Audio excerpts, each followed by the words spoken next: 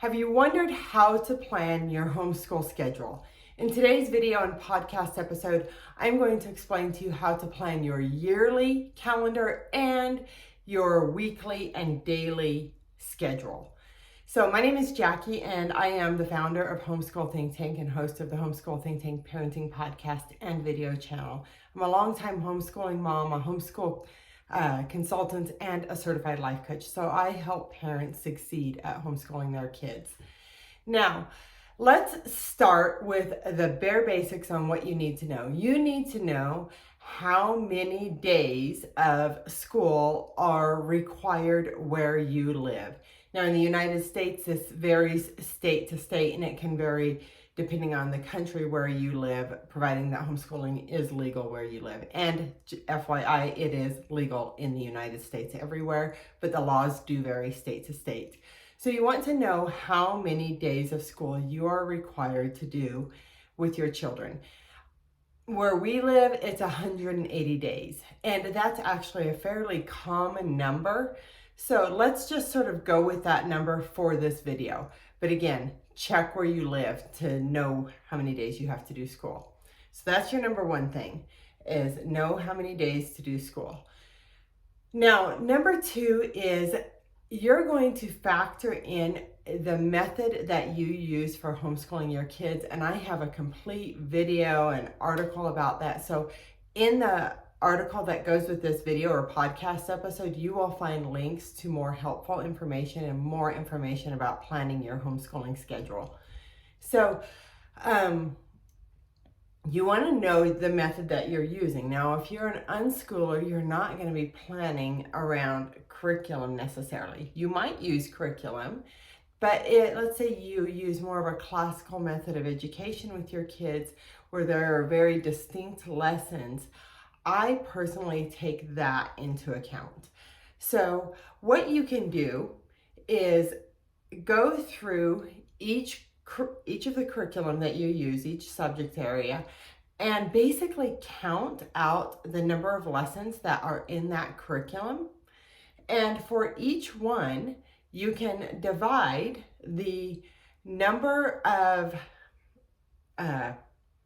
lessons and just divide that out into basically, if you want to do 5 lessons a week, how many weeks will this take you?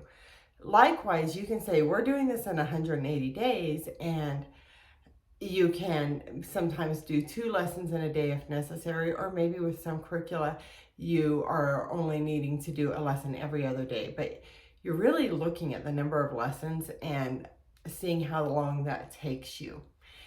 Now, and that's provided that you are set on finishing the curricula in one school year. So, and I have some other thoughts and opinions around that I'll share with you in another video, but just know that the way you're thinking about it is going to make a huge difference. It's okay to just go for progression and not necessarily completing it in that calendar year. Maybe it spills into the next school year. That's totally okay. So the next thing you're going to want to consider as you're planning your calendar year is really you're going to want to go in and look at the entire school year and just X out any days that you want to take off right off the bat. Whether it's holidays that you celebrate or want to have time off, if there are times when the public school system near you has days off and you want your kids to have the same days off as all the other kids, you can just X those out right away. Heck, I used to X out my children's birthdays because I'm like, we're going to go do something fun. And in reality, sometimes some of those things could actually apply to school. Let's say we went to a museum. You could theoretically count that toward, say it's a science museum, towards science or whatever.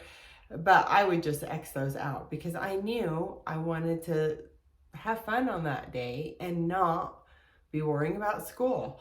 So you can X out whatever you want as long as it's legal where you live. In most states, you don't actually have to do school on the same days as the public schools. I think there's like one exception. and I cannot remember what that is. So just check your state's laws so that you know and you are meeting your legal requirements where you live. But X out whatever you don't want to do. If it's weekends, that's fine. When my kids were really young, honestly, they didn't hardly know which day was Saturday and which day was Monday. So I didn't care if they did it on the weekend because my husband worked from home and there wasn't this big differentiation to them because he was home every day of the week. So they really hardly noticed what days were weekends and what weren't. Now as they got older, that changed, right? But you can do the school on the days that you want and just make sure to meet your state's requirements where you live or your country's requirements.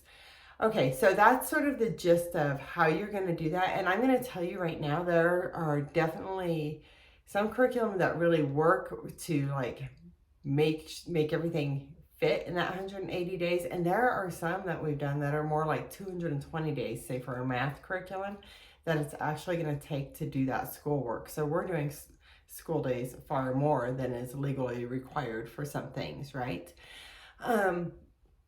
Now, the next thing you're going to want to require is, and let's talk a little bit more about that yearly calendar for a moment. Here are a few basic ways you can do it. You can just follow your public school calendar. Number 2 is you could actually do school in the traditional, like say Labor Day to Memorial Day, that traditional time frame. And even if it doesn't totally match the school calendar, you're sort of in general alignment if you want your kids to have the school year off. You could also do something like 6 weeks on, 2 weeks off, 6 weeks on, 2 weeks off, and more of a year-round calendar. You could also do, and I'm just thinking off the top of my head, I haven't done the actual math on this for that 180 days, but you could do 4 days a week most of the year, or 3 and 4 days a week most of the year. You could do 4 days a week, and then say in the summer, 2 days a week, which I really like a schedule like that, because here's what I have found as a homeschooling parent. And I'm going to sort of compare public school or private school to homeschooling. When your kids are in school, there are other people to teach them. You actually have that time away from your kids, and you might be doing the grocery shopping while your kids are at school, or you might be going to your own appointments, medical, hairdresser, whatever it might be, while the kids are at school. But when you're a homeschooling parent, and especially when your children are too young to leave at home alone, they go everywhere with you, unless you have arranged to have somebody come into your house, a babysitter or a tutor or something like that, or maybe you take your kids to grandma's house, but they're with you all the time. So you're doing your grocery shopping. I oftentimes did it during a typical school day because I would rather go in the daytime than in the evening, even if it meant the kids were doing school a little later in the day than they might in the public schools. But they're going everywhere with you. You're actually, you're taking them to their dental appointments, their medical appointments, but sometimes they're going along to yours as well. And when they're in school, it's like they still get to count that day as a school day. And you might really just limit that time frame, like, okay, we're going to the dentist, now we're coming back. And a lot of things literally depend on your lifestyle. That was really possible for me, say when we lived in town. We could go do the appointment, come back, get back to schoolwork. But when we moved out to the country, that wasn't so possible because I would couple all of my errands with going to town. So it might actually be that we just didn't do school that day. And so what I found as a homeschooling parent is that a year-round schedule works best. We basically had our general guideline for on the days we were home, or for, let's say we were home in the morning, but we cut out a little early in the afternoon.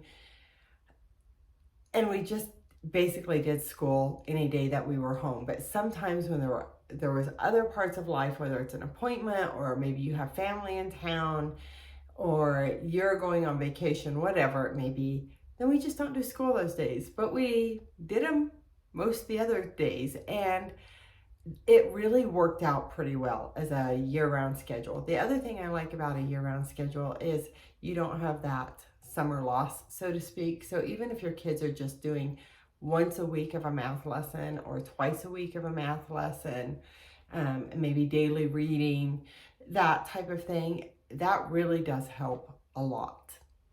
So that's a lot about your year-round schedule, and actually that sort of takes care of your weekly schedule, sort of a typical homeschooling thing that I think a lot of homeschoolers do is like Monday through Thursday, we're doing our regular curricula, is so long as you're following a curriculum-based model. We're doing that curricula, and then on Fridays, it's like a project or a field trip, or maybe sometimes it's just making up work or a test and quiz, and then we're done early.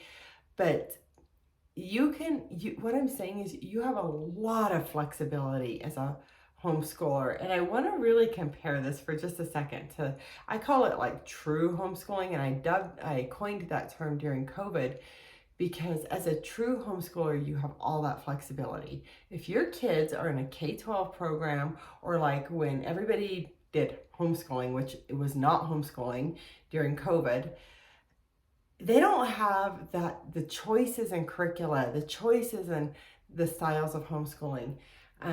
They don't have the choices in their schedule. As a true homeschooler, you have so many options, so many choices as to how you approach your homeschooling lifestyle. All right, I hope that really helps. Now, here's what I want to offer to you. Depending on when you're watching this, I will be offering something to you. So if you check the link under this video, you might be watching this on Homeschool ThinkTank's website. You could also just be watching it on XYZ video channel or social media platform. But if you check under this video, you're going to find a link that takes you to the article that goes with this video. And in that article, I will be offering you maybe an individual consultation, and like a free consultation, and I can help you get started on setting up a homeschool schedule that works for you. Or maybe I'll be offering like a little mini course at some point, but the offering may change, but there will be something there for you. So basically, when you opt into that, you'll just opt into the email, just give your first name, your email address, and you will get access to my calendar if I'm offering individual consultations, or you'll be directed to the free course that I'm offering. Whatever it is, you'll have to opt in. I don't spam you. You can unsubscribe at any time, and I'm really genuinely here to help you. So as I mentioned at the beginning of the video, I am a homeschooling consultant, which this is part of why I offer these free things to you, is I want you to see how much I can help you, and maybe you'll decide to work with me. I do offer individual coaching and a group program. So either way, if you decide you want to work with me in the future, that is available to you. All right, you take care, live and learn your way. My name is Jackie, and I am the founder of Homeschool ThinkTank. Bye-bye. We'll see you soon.